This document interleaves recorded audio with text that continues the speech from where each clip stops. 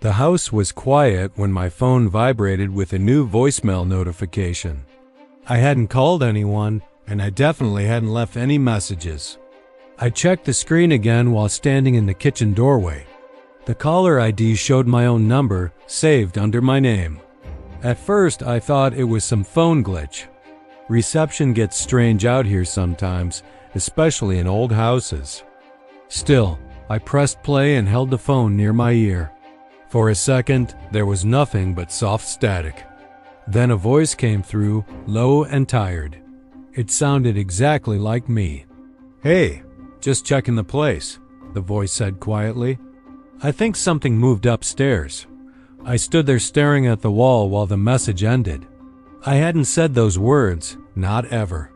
The timestamp said the message was recorded 20 minutes earlier, but 20 minutes earlier I'd been outside watering the backyard plants. I walked through the living room slowly, listening to the house breathe around me. Old wood pops sometimes, pipes shift, little harmless noises. But the upstairs hallway stayed quiet. Too quiet for a place that old. I told myself it was probably some voicemail app mistake. Phones do weird things when the signal drops. Still, my chest felt tight while I opened the message again. I played it one more time, just to be sure. The voice still sounded like mine. Same pauses, same scratch in the throat. And behind the voice there was another sound. A faint floorboard creak I recognized from upstairs. I looked toward the staircase without meaning to. The top landing was dark even though the hallway light should have been on. I checked the phone again and saw another voicemail appear. This one had just arrived seconds earlier. My stomach did that strange sinking thing while I pressed play again. I hadn't touched the phone since the last message. This recording started with footsteps moving slowly through carpet. Then my voice spoke again, quieter this time.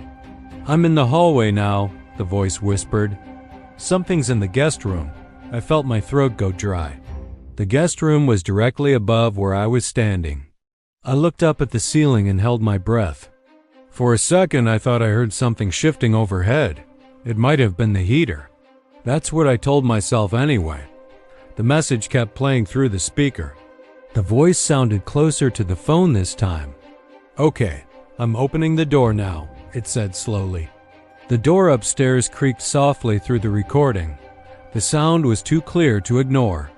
I knew that door hinge sound exactly.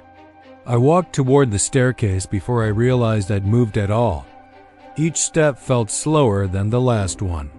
Halfway up the stairs, my phone vibrated again in my hand. Another voicemail had just arrived. I didn't want to open it, but my thumb pressed play anyway. This one started with heavy breathing. The same breathing I make when I climb stairs too quickly. Then my voice spoke again, softer now.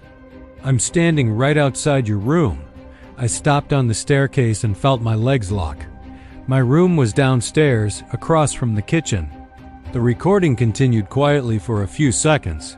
Then something tapped against the microphone. A knuckle maybe. Or someone testing the phone speaker. My voice came back, barely above a whisper.